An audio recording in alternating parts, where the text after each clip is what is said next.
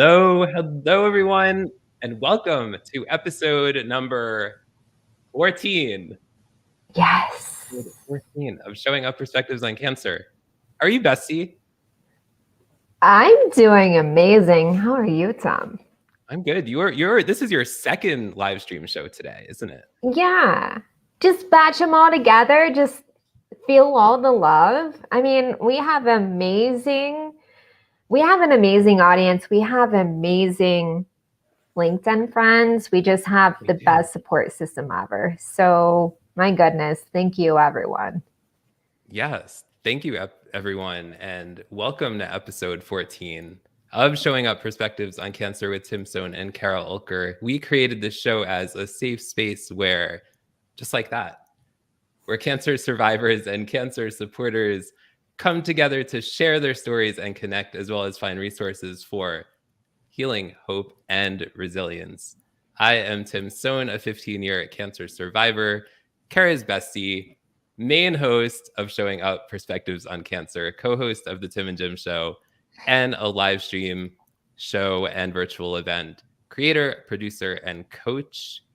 And now I'm going to turn it over to my bestie, Kara Oelker. Yes, and thank you so much for joining us. Please let us know where you're tuning in from and what your connection is to cancer. We appreciate you being here, all of you, whether you've been here every single episode or you're just tuning in. We appreciate you. And we want this to be a conversation. We also encourage you to connect with each other in the chat. We love it because oftentimes it's like a water cooler. Everyone just shows up and starts talking. So just keep that rolling. And with that, my name is Kara Oelker. I am a personal power coach, the host of Deep in Roots podcast that airs every Tuesday at 2 p.m. And yes. I'm also one of the many amazing co-hosts on The Gamer's Den. And I'm a brander, and I'm also just lucky to be a co-host to this main host, Tim Sohn. And I'm lucky to have you as the co-host to this main host, Tim Sohn. So thank you, everyone, again for being here. Tonight, we are excited to have a conversation with Lori Baker-Schena, who is a two-time cancer survivor of non-Hodgkin's lymphoma as well as breast cancer. And I'm so excited for this show. I know I speak for both of us, Kara, when just after our pre-interview, we were both, after the interview, we were just like impacted in different ways. And let's bring her on. I'm excited for this conversation. Oh my gosh. I'll do the drum roll. Hey. High-tech drum roll. Welcome. So great. It's so great to be here. It's so wonderful to be with you, the both of you. You're just two lovely, amazing lights in this world. So thank you for having me on. Thank you. Oh my gosh. Thank you. You are a light in this world, and you are lit up. You are glowing over there. Lighting. And my filter. No, I'm teasing.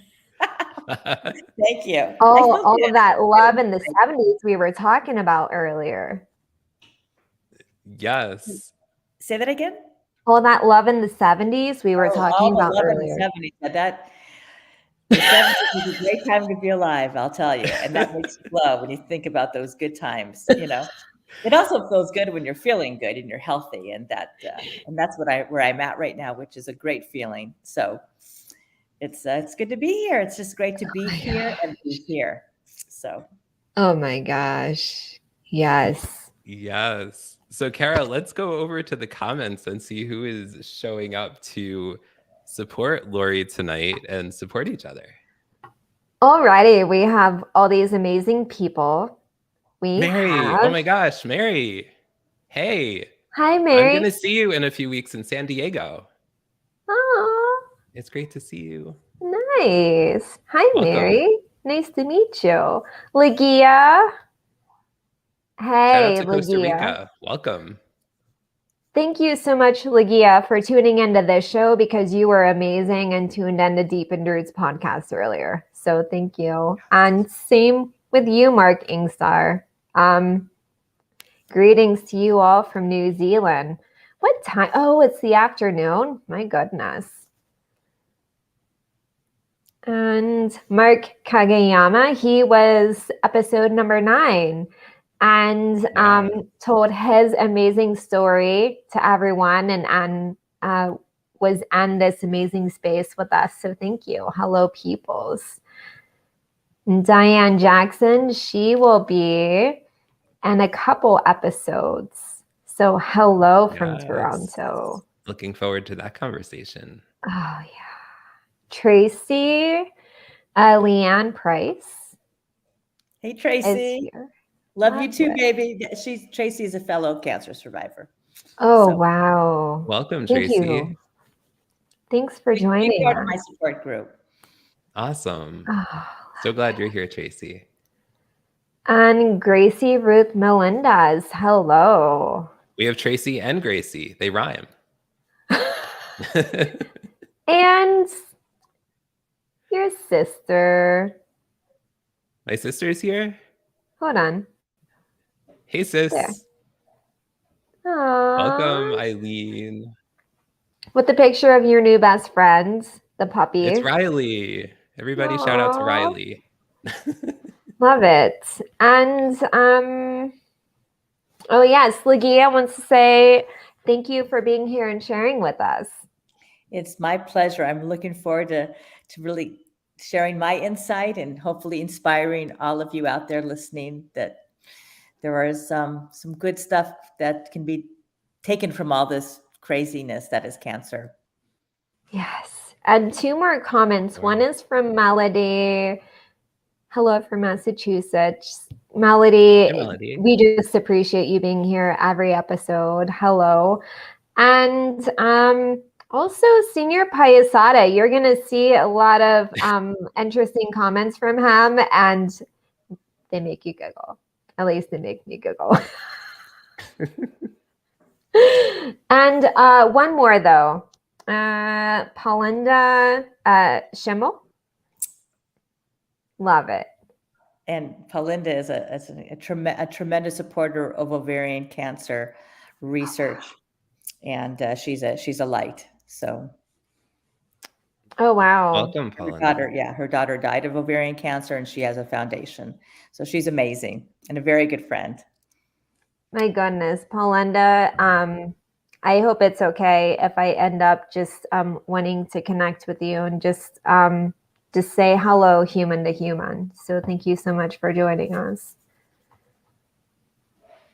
Oh my goodness. Yes. Thank you, everyone. Thank you, everyone, for you have a global reach there. Up. Very nice. Very nice. I do. Thank you.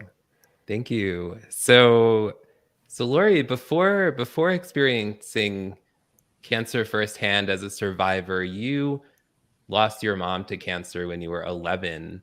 How did you find out, and how did that not only shape your life, but your approach to health and overall wellness? Would you share that with us? Absolutely. It's interesting when someone asks you what was the most traumatic or challenging event in your life. It was easy for me to have that answer. When I was 11, I think I just turned 12, August 4th, 1970. I'm 63 now, so I was just turned 12. My mother passed away from ovarian cancer. And in those days, no one talked about cancer. It was something that just, you never heard the word. It was the culture that you never talked about it, and this sort of thing. So what happened was my mother she was 49. When she was 48, she was diagnosed. And treatment in those days was so raw and so primitive. They would blast what they called cobalt radiation just at her pelvis. And it was just horrible. And then she blew up, like her stomach blew up, and she would be throwing up all the time. It was bad. But no one told me that she was sick with cancer. They just said that she was going through some treatment, and they never said that she was dying, or they never said that she had cancer. So the last time she was hospitalized, I came in to see her, and I gave her a kiss and said goodbye. And then 2 days later, she was gone. And I had no idea that she was going to die, and I had no idea she had cancer.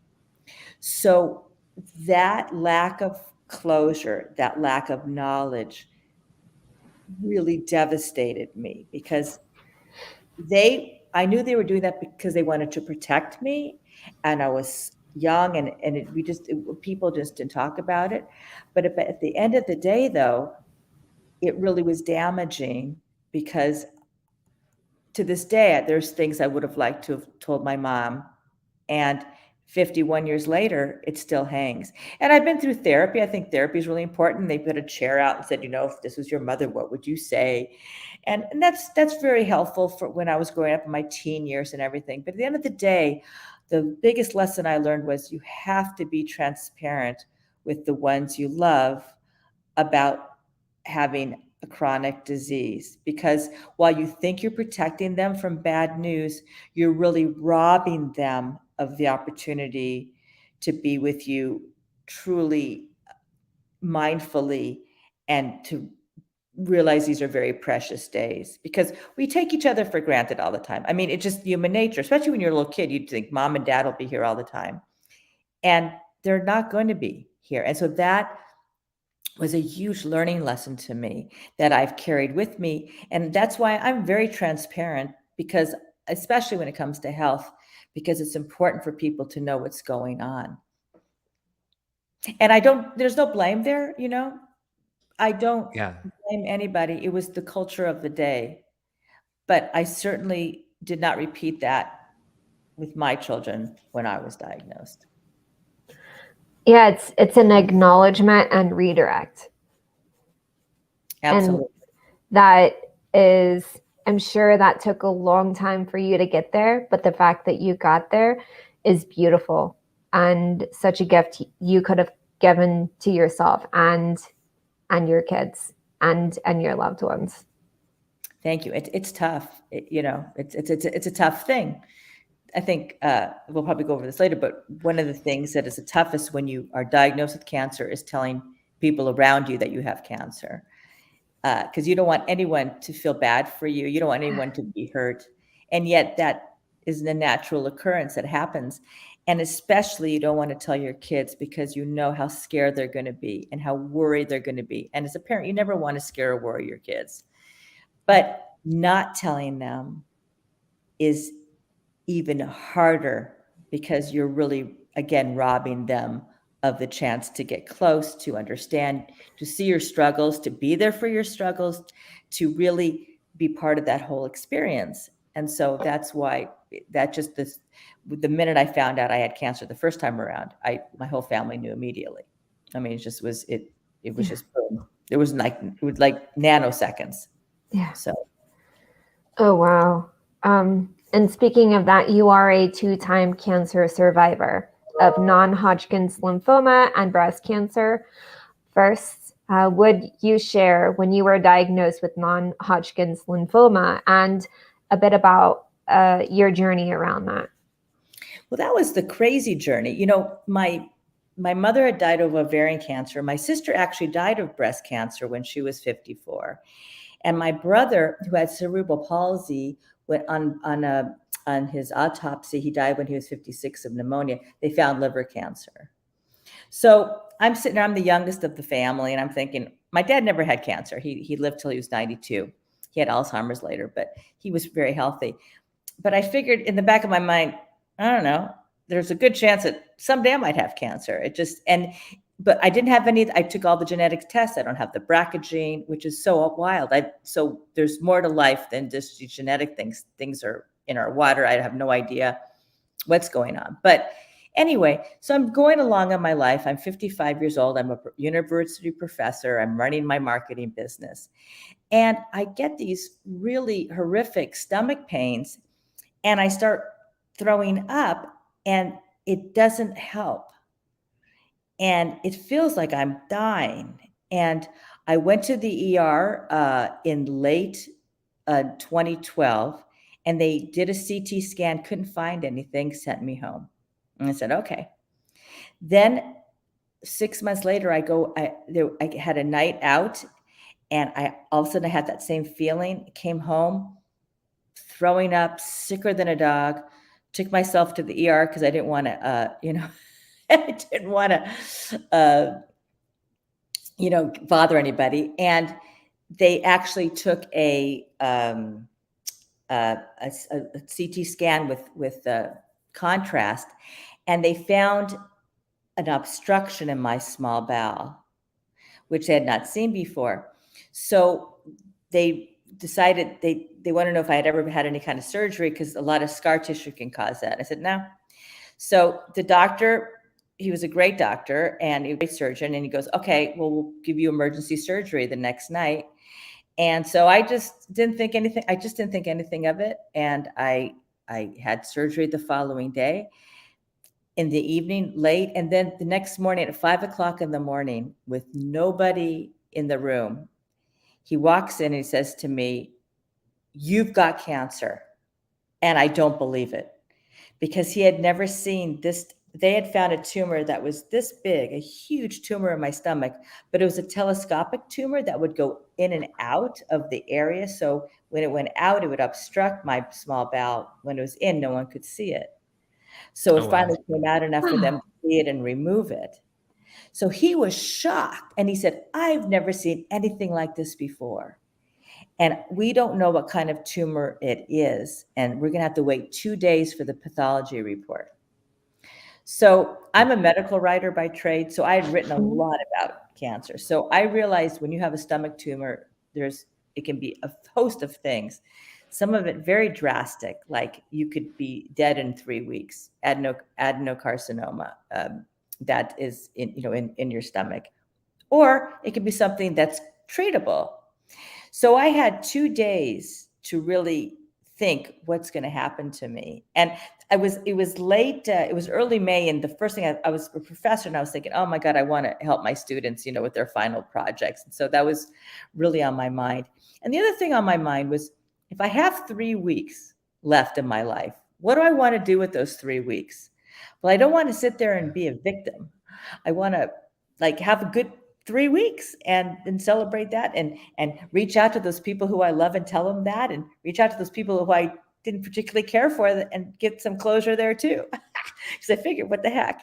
So I really made the most out of those, I figured I'll make the most out of those 3 weeks. And that really became part of my whole inspirational message. And we can talk about the solution shift, which I talk about, where instead of worrying about the problem, you think about the solution.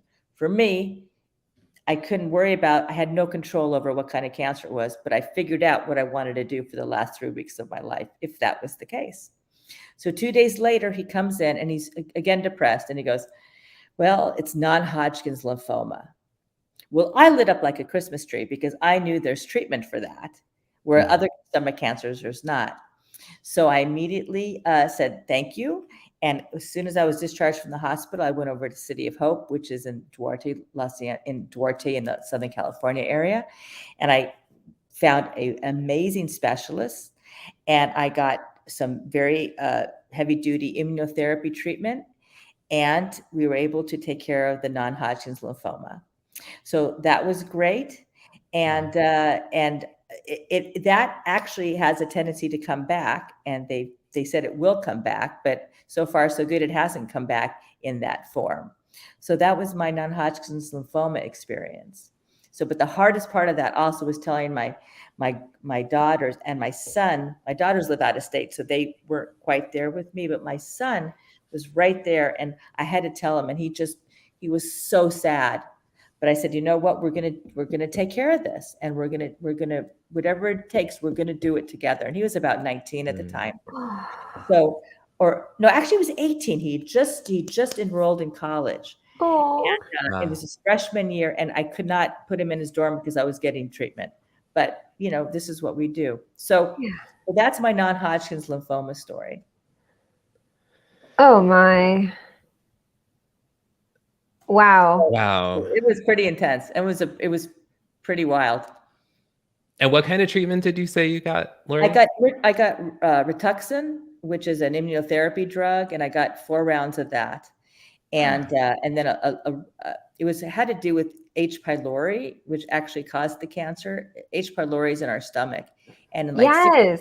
people, it turns into cancer. It's a very weird thing. I've had H. pylori before, Well, but I was able to treat it. with antibiotics, right? Those heavy-duty, gross antibiotics. Yeah.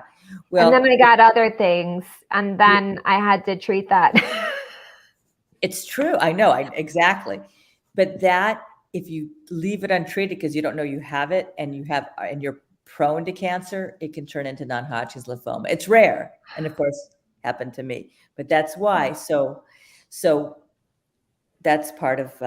It's interesting. It's an interesting cancer, totally unrelated to anything else my family had experienced. But it really sobered me up, and I decided to retire from being a professor, and I wanted to start my, life is short and my dreams are big, and I wanted to become a motivational speaker. So that's what I did. And that's what I do. And it's been a great change. That's amazing. Oh my gosh. And did this experience inspired you to do that? Yeah, because I've always motivated my students. I've always wanted them to reach for the stars and do the best they can. And well, I taught journalism and public relations. I also taught them how to be amazing human beings, and how to not be negative, and how to be positive, and how to go for their dreams. So I knew I had that spark in me, and I decided that I wanted a larger audience. So that's what I did. Oh, wow. I'm a big believer on midlife career change, 55. So I still did my marketing business, but I stopped being a professor. And this breast cancer thing, I just dropped my marketing business, and I'm just going to do inspirational stuff. So it's just every time I get cancer, like my career changes, which cracks me up. But yeah, but who knows what's next? But I'll be singing. You can't be tamed. You're going to do what you're going to do. I love it. But it's I always look at things as an opportunity. So. Wow. Yeah. And Ellen in the comments said, shout out to journalism. Ellen worked at a newspaper with me in New Jersey a number of years ago. So definitely shout out to journalism. My first job was on a newspaper, the Daily News in Van Nuys, California. And I taught journalism and public relations for 25 years. And I'm a journalism major. So shout out to journalism. Awesome. That's awesome. Melody says you walk the talk about positive mindset. It makes all the difference. There's a thing they call now toxic positivity, where like you're always positive all the time, and it's like toxic. But for me, that's not me. I'm just positive all the time. It's something that is in my core. It's something I practice, and it's really a good practice to have, because when you get hit with things that are really hard, like health problems or financial problems, or things that are just natural to all of us that happen, you've got to have the inner strength and the tools to work through it. And one of the ways you can do that is by practicing positivity, because that arms you for whatever comes your way. And we don't know. I mean, you can imagine ending up in the ER, with this thing, and having this weird ass tumor in your stomach that goes in and out. And it's huge. And they take, that day I was, went to school having a great day. It's an interesting way. Things are wild. So you just have to have that positivity, strength, and core to get through that. There is that toxic positivity where you just dismiss things, and you just ignore everything, and then you're just like, no, it's going to work out like magic and rainbows. And then there's this true positive quality that is more productive. It's productive positivity.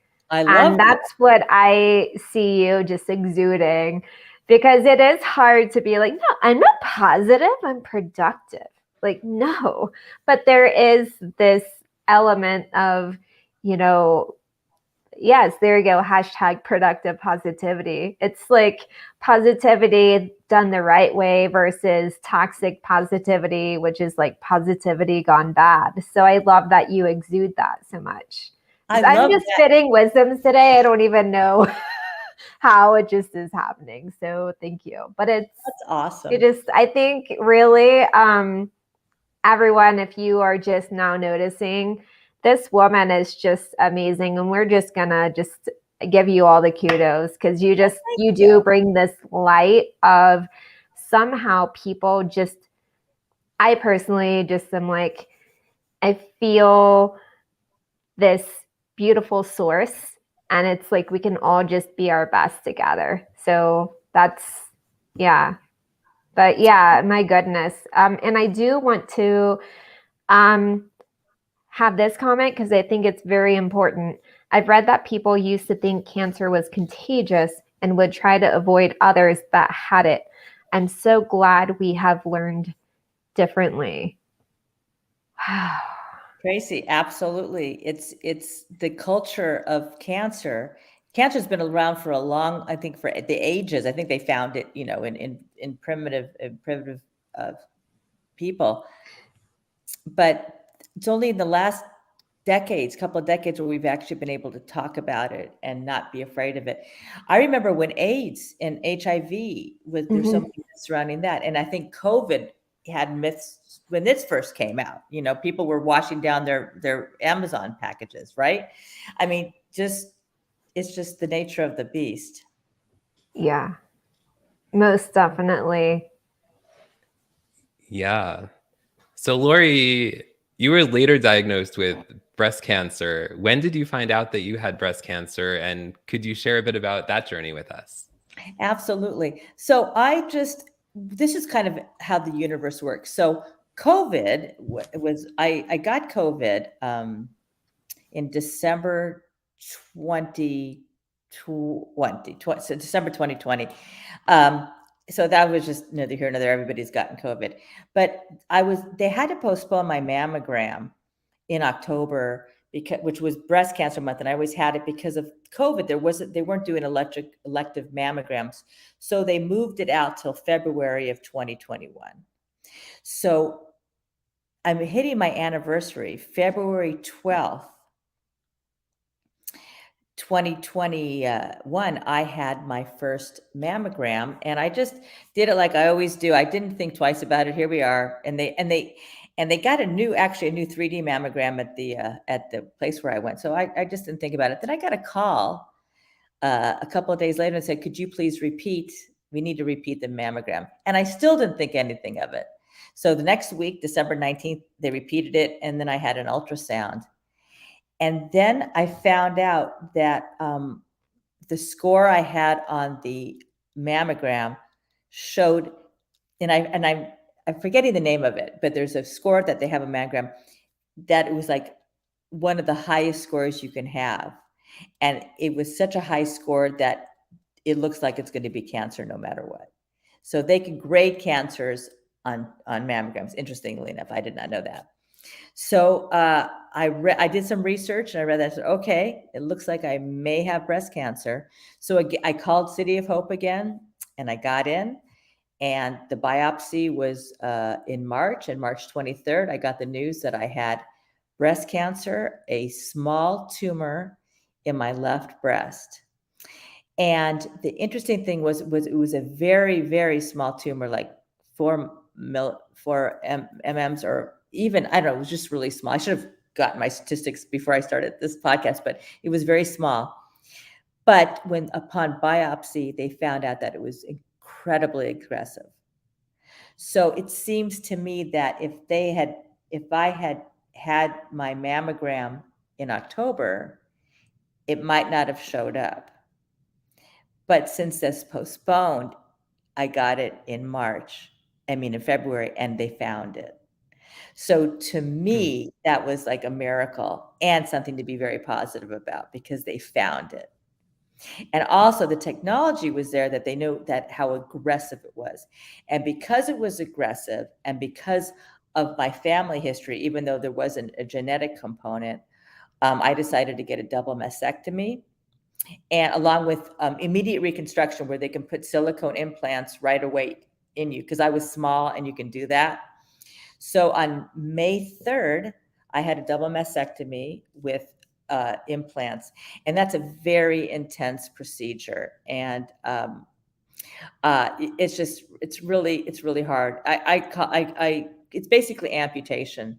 You're amputated, and then you've got these prosthetic things. You have no feeling in your breast anymore. There's no nipple. It's a very intense operation. Luckily, my daughters both came out and helped me. I'm very fortunate with them, and my husband was really helpful. But the thing that's so wild is I had the week after my mastectomy, I had another bowel obstruction because of the scar tissue from my other operation. So I had to deal with that while I still had drains. And so it was a mess, whatever. Then after the mastectomy, I had to have 4 rounds of TC chemotherapy because even though they got the cancer, the tumor out, there was still micro pits of cancer circulating in me, and it would have come up again somewhere else. So I had 4 rounds of very intensive chemo and lost my hair and was very sick. It was really hard, but got through that. And then the final, so I had amputation, and then I had I call it poisoning. They basically poison you with chemo to kill everything, and then slowly the things come back. And then they found out that my cancer was estrogen fueled, and many women have this type of. It's the most common type of breast cancer where estrogen causes it. And even though I had my ovaries out right before they found my non-Hodgkin's lymphoma, because of my mother's history, I took them out. You still produce estrogen through your thyroid and through your fat muscles.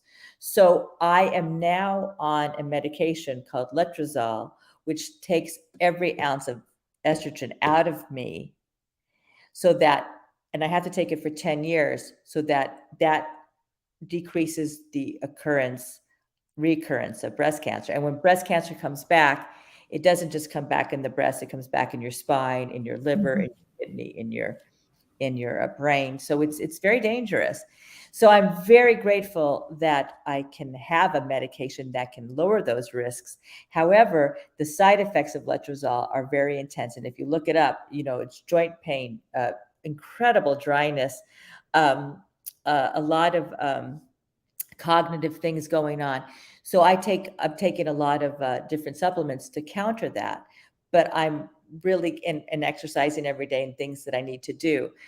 But estrogen is like the fountain of youth for women, and to not have any of it is very challenging. And a lot of women say this is more challenging than chemo, and it's something that a lot of people don't talk about. But I'm in some Facebook groups, and it's really wonderful to have that support because people don't realize that's happening.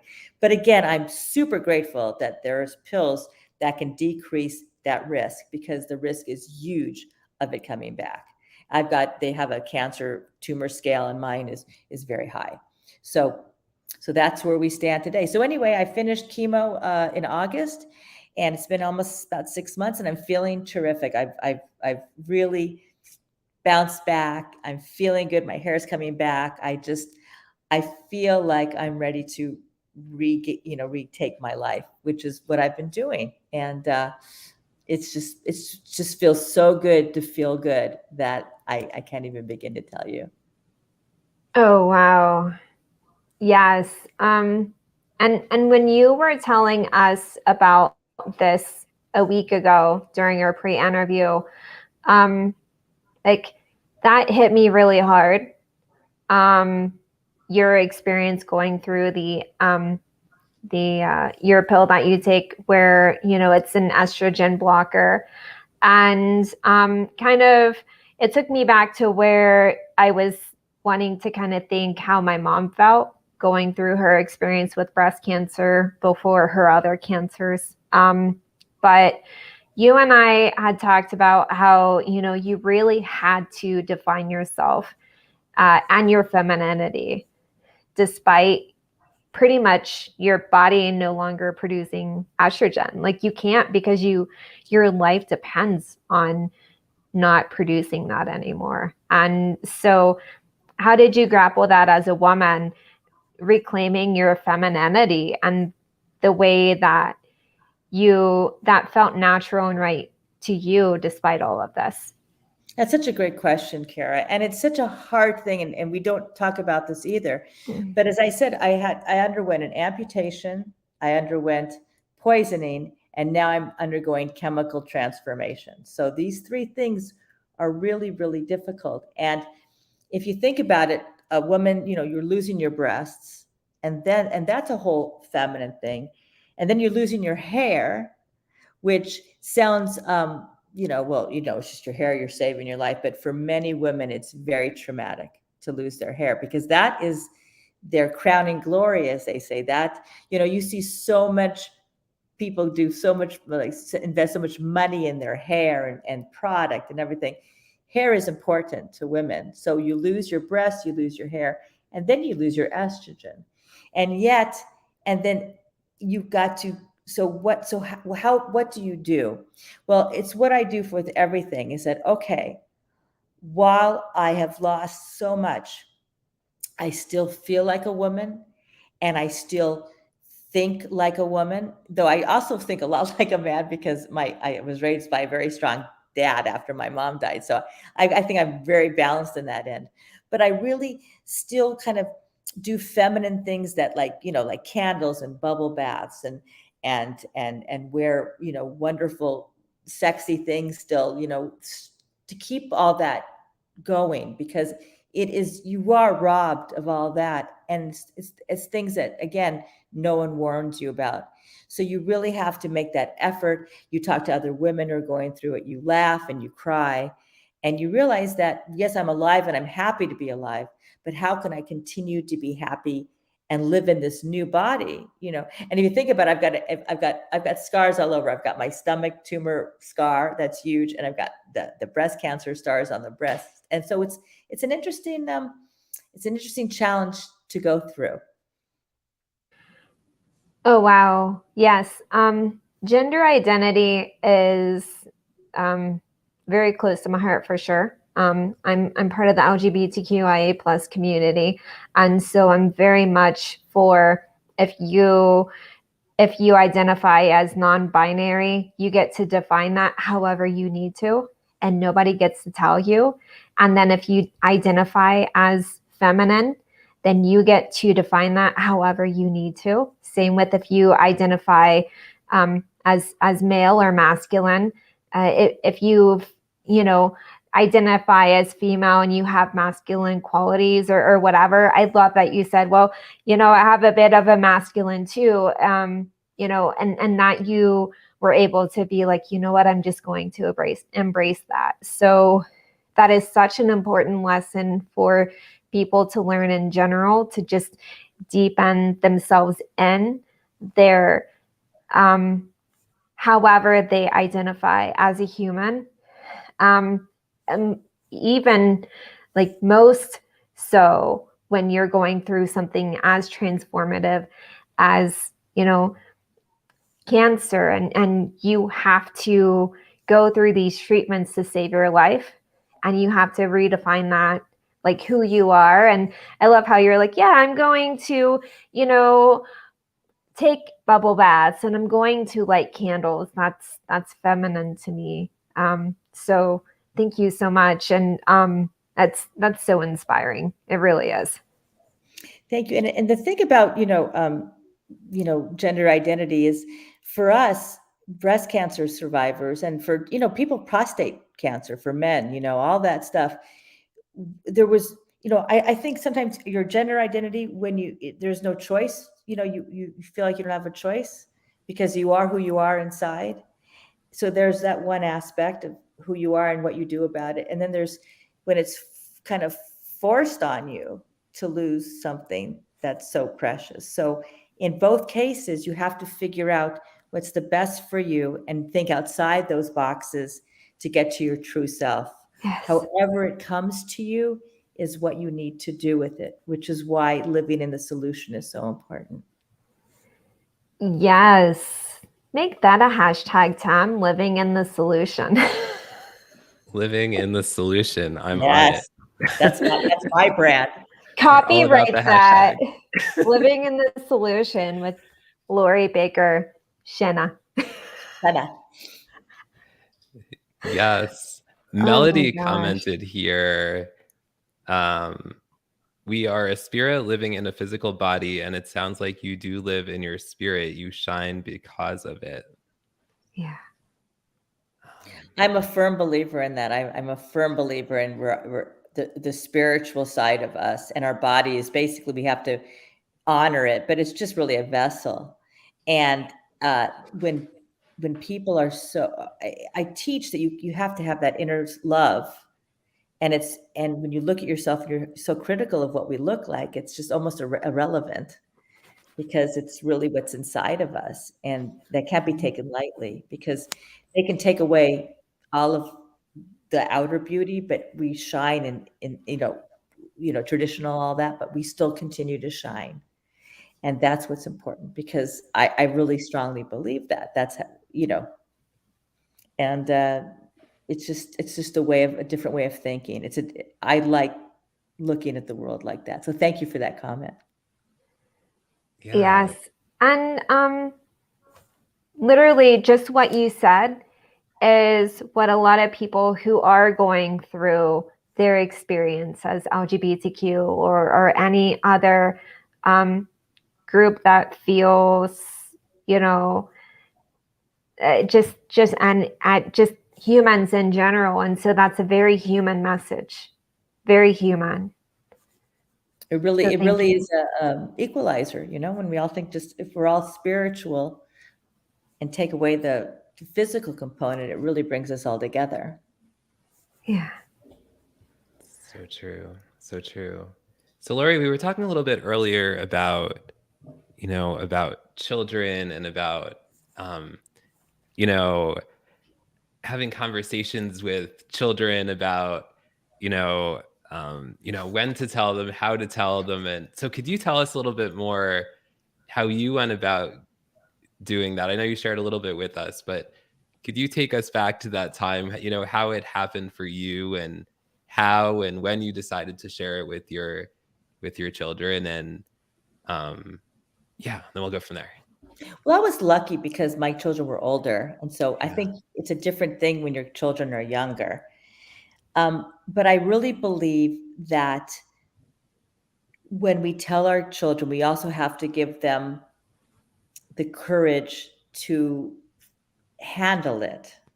So the way you tell them is very, very important. So older kids, you can basically be really blunt with them, say, you know what, I'm going to fight like hell, and I'm getting the best care there is. And this is the game plan. This is what we're going to do. This is what we're going to expect.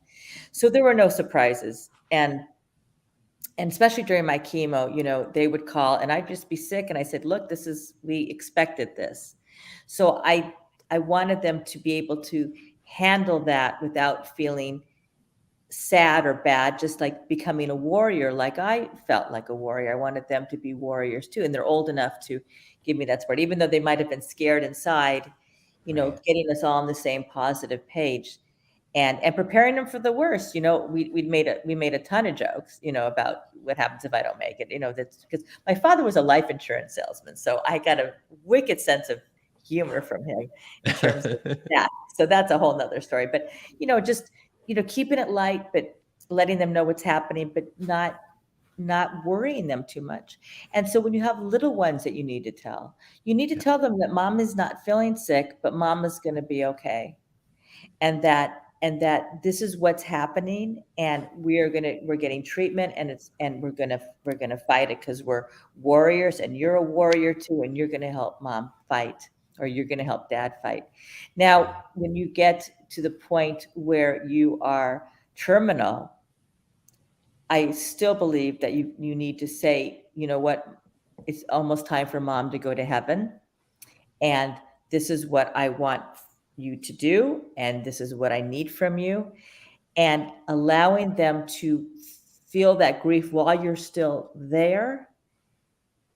It's hard for you as a mom or dad, but it for them, when you think about what your legacy is, imprinting on them the positivity and the hope and the courage, that's important too. I mean, it's almost like you have to be selfless when you have cancer, because especially when you have children, because you have to think what's the best thing for them. So for me, Right. it's transparency and then easing them, helping them deal with the emotional aspect of whatever you're going through.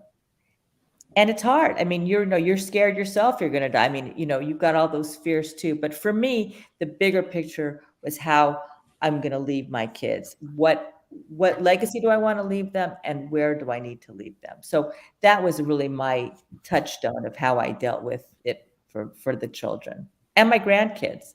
I've got Yeah. young grandkids, so they're all pretty old too. But they said their grandma is going to fight it, and I'm sure I'll be fine. And and I also FaceTimed them when I was bald, and I said, "Yep, this is Mhm. what grandma looks like." And but I'm going to be okay, and it's going to grow back. I mean, letting them Yeah. know that you can fall, but you can get back up and get better. Those are really important learning lessons too. And then if you don't get better, it's a good learning lesson too, that life is short and precious, and that we really need to live each day like it's our last. So Yeah. all these things, as hard as it is for us as parents, Yeah. there's so many lessons that our children can get from our experience. Yeah. Thank you so much for sharing all of that. And I had thanked Lori before the show and in messages before, because during our pre-interview, we were having a conversation about, you guys know, many of you who tune into the show often know that the conversation about whether to tell the kids now that I had cancer, because I'm cancer free, is a conversation that is been on my mind, like, since before the show even started.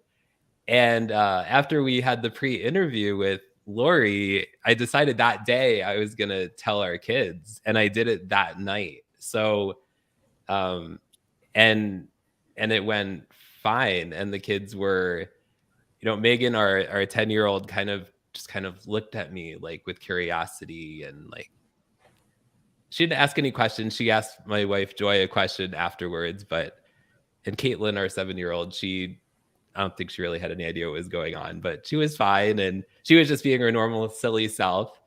And yeah, so I just want to thank you for that, because that was it's been so weighing on my heart and my mind for so long. And I'm so glad I did that. So thank you. I'm so proud of you for doing it. It's a huge step. And now, though, you've opened up the line of communication. So when they do hear cancer from other people, or they do hear it in the media, they know where they can go. They can go to Dad, who has experience with it, and Dad can tell them what's going on. I mean, it opens up a whole communications channel that you didn't have before. You're now an incredible resource on that for them. Plus the fact that you can tell them that your daddy's a strong warrior, and Daddy beat a badass cancer, and here we are. Yeah, that's true. And it was like, and the reason that I was holding back was because I didn't want to worry them, especially when I did have cancer. And of course it could come back. Hopefully it won't, right? But now that the lines of communications are open, if it does come back, right, the communication is open, and we can go from there. Exactly. And you can say, you know what, it came back, but we're going to fight it with all we've got. Daddy beat it once, he'll beat it again. And so that you don't have to like hide being sick or anything, like you can like be sick and don't have to like be underground sick. Yeah. Or you can just roll downstairs to the basement with your Showing Up Perspectives on Cancer mug and have no care in the world. I love There's that too. There is that too. Yes. Dr. Lori called it coming out of cancer. How did you say it? Coming out? Cancer coming out. Your cancer coming out, coming out your cancer. It's like coming out of the closet. That's it. You're coming out of the closet from cancer. You're not hiding in the closet anymore. You're coming out. It's so great. You're out of the closet now, Tim. Out of the closet for cancer. There you go. Yes. Yes. Oh my gosh. I love it. So you've stated this. You are a professional speaker. and leadership consultant who focuses on helping individuals gain clarity and concrete skills to move their lives forward. What would you say to anyone either experiencing cancer firsthand or as a caregiver or loved one who's having trouble moving forward? What would you say to them? I think the most important thing you can do for yourself is to remain positive even when it's really hard to be positive, because being negative never moves you forward. It doesn't help you at all. So your choices are to be negative and just be stuck, or be positive and move forward. And so you say to me, how are you positive when you get a diagnosis of you've got cancer? And let me tell you, that's all they all say it now. Like, you've got cancer. There's no running up to it and putting around the bush. They'll tell you. And then you're hit with it. And then you've got this reality, you've got these treatments. And how do you cope with all that? Well, at the end of the day, I fell back on gratitude, because for me, no matter how bad life gets, there's always something to be grateful for at the end of the day. And when I got diagnosed with cancer, I was so happy that I had good insurance. I was very blessed with that. A good doctor, an amazing support network, a cancer that could be treated. There were so many things that I was happy. The fact that they found it in the middle of COVID. And, during my treatments, I couldn't have my husband with me at all. He dropped me off for my family. They dropped me off for my mastectomy. He dropped me off for every chemo. I was alone the whole time. Wow. So, so what am I going to be sad about that? So instead of being sad about that, I was made friends with the nurses, and I got to know people that were working there, and that uplifted me, because there was no one else, there was no other support system. So again, everything that's thrown at you, be grateful for the things that you have, and the fact that I could get chemo, and that chemo could help me. So I think when we look at life like that having a gratitude journal and 5 every night, even when things are so bad, I'm always grateful for something. And like, for example, my favorite go-to is I'm grateful for flush toilets. I'm grateful for toilet paper. I'm grateful for buckets. I'm grateful for ice cream. I'm grateful for Trader Joe's ginger mints when I was really sick. Oh. There's a lot to be grateful for. And when you wake up feeling grateful that I woke up, the rest really is frosting on the cake. Yes, definitely. That's my suggestion. Just do your best to stay positive, pivot to the positive. There's positives in everything. When I got diagnosed with the Non-Hodgkin's and they said 3 weeks, I might have 3 weeks. A lot of people get hit by a bus or hit by a car and they don't have those 3 weeks. So I felt grateful that I had 3 weeks. It's all perspective. Yeah. Wow. My goodness. The amazing Dr. Lori. Here she is. Thank you so much. Well, thank you for having me on. This has just been delightful. You two are just delightful. It's been fun. Mm-hmm. And I love the platform and your professionalism and the podcast. It's so important for people to hear what you cover.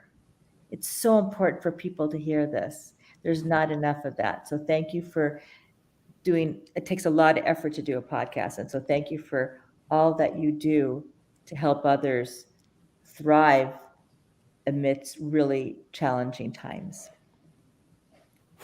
Thank you. Because it's moments like this where, we can look back on moments like this and be like, this is why we do it.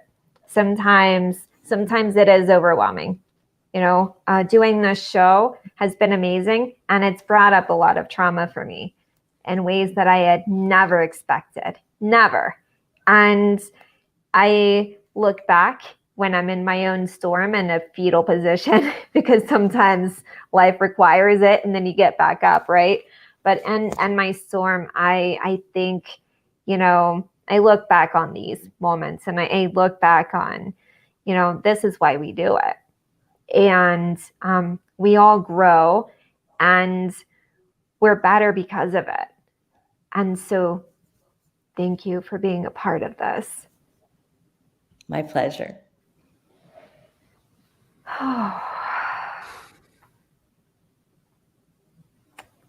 There you go. Switching tickers. Take it away, Tim. Yes. I mean, just thank you so much. I mean, we shared before, your presence both during the pre-interview and during the show has both impacted us so much in very different ways. We both have very different perspectives and connections to cancer. But we just appreciate you so much for showing up, for sharing your story, and inspiring us. And thank you all for showing up to support Dr. Lori as well. Yeah. So now we're going to gently whift you back into the green room while we wrap up the show. And if you have a few minutes and can hang out, we'd like that. Yeah. And we'll be with you in a few minutes. So thank you. Thank you. Oh, goodness. Oh, hey. Hi. There's your face. Oh, goodness. I don't think I like this view so much. Hold on. Is this how we're keeping it, oh, producer? I'm lagging. Hold on. It's on Duo. I'm trying. Yes. Thank you for trying. Oh, you're doing there you awesome. go. Here we are. Yes. Oh my Feel better, gosh. Tim? Yes, I feel much better. Thank you. Thank you, Kara. Oh, man. Yes. What a conversation. How about, why don't we go over to the comments? There's a bunch of comments that came in like in the last few minutes. Does that sound good to you? Definitely. And I'm also just throwing that out there on the ticker. How do you need support? Let us know in the comments.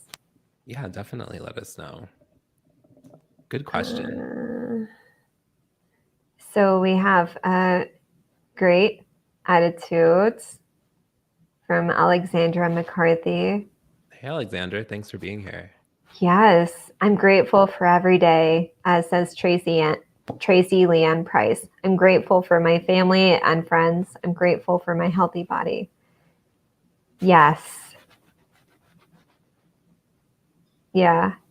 Oh, good. It's the little things, right? Yes. Melody says, I'm grateful for the gift of a new day each and every day. Kenny D, is he out of jail? But there's no picture. He created a new LinkedIn account. Should we say that? Is LinkedIn going to take him back in jail? Put him back in jail? I'm sure they realized it already. Okay. Well, thank you. Also, it's too late. Sorry, Kenny D. We love you. Just called you out. We love you. Oh my gosh. Oh, what is up with I'm lagging. Thank you for sharing your story and wisdom. Oh, thank you so much for joining us. Yes, thank you, Dr. Is it okay? Hey, so, is it Diesel, Dr. Diesel Johnson? Thank you so much. Yes, let us know in the comments phonetically how that works. It's Kara, not Kara or Kara. So I'm very sensitive to that. It's not me being funny. It's me understanding that, sometimes people don't like to be called Kara. Right. And Alexandria, hey there. What is up with my lagging? Okay. Hey, Familia. Hey, you. Hello. Ellen says you are a beautiful lady, and side note. And Melody, oh, I love this. All three of you are great beacons of hope and light. Thank you. Damn straight. Kara got you, Tim. I agree. Giselle. Yes. Thank you. You're awesome. Thanks. Conversations Nancy. that create connection. Hey, Nancy Lewis Hill. Thanks for being here. You snuck in. I'm glad you snuck in. Look at that. Thanks for being here. Yes. Yes. Okay, so I'm just lagging all over the place tonight. And You're good. would you like to be a guest on the show or know someone who might want to? DM Tam or Kara directly. Yes. Do that. Let us know. If you have a cancer connection perspective. Did I say that right? I haven't been drinking wine, I swear. Yeah. Okay. Moving on. Are we still asking for team members? Are you still needing team members? Not really, but I'll just briefly mention on March 8th to 9th, there's going to be a 24-hour virtual event that is going to happen here and across multiple live streamers shows and not shows. Stay tuned for details. It's a fundraiser for the Leukemia and Lymphoma Society's Man and Woman of the Year philanthropic competition. So stay tuned for details. Super excited. Kara's on my team and a whole bunch of other people, and it's going to be so good. Say philanthropic competition 3 times fast. Philanthropic competition 3 times fast. Philanthropic competition 3 times fast. Philanthropic competition 3 times fast. Love it. Yes. Yeah, so that's the deal. What's going on with that? Lots of work to do, but it's going to be so good. Oh, yeah. And yeah, so that's the deal with that. And we also have a guest coming up for next week. Yes, we do. Right, bestie? Yes, we do. Hold on. Let me pull this up real quick. Ooh. We have James Patrone. James Patrone. Coffee, Yes. Metal, and the Spiritual as a cancer battler supporter. Well, there you go. There's a title. Yes. We're looking Sounds forward like a to- memoir in the making, honestly. Definitely. So we're excited to have him on the show next week. Had a great pre-interview with him this week. And yeah, he has lots to share, including he writes poetry. Nice. So that's pretty cool. But many other perspectives as well. Yes. His stepdad passed of cancer, as well as his grandfather. So those are his connections. But so looking forward to that conversation next time. Definitely. Right, bestie? Most definitely. And as always, thank you so much for joining us tonight. We appreciate you so much. So we do. We love you. Had to get it in there. That's cute. Just leaning into that microphone. Love. With the booze. Love. Awesome. Yes. Well, thank you guys. And we will see you next time. Bye. Bye.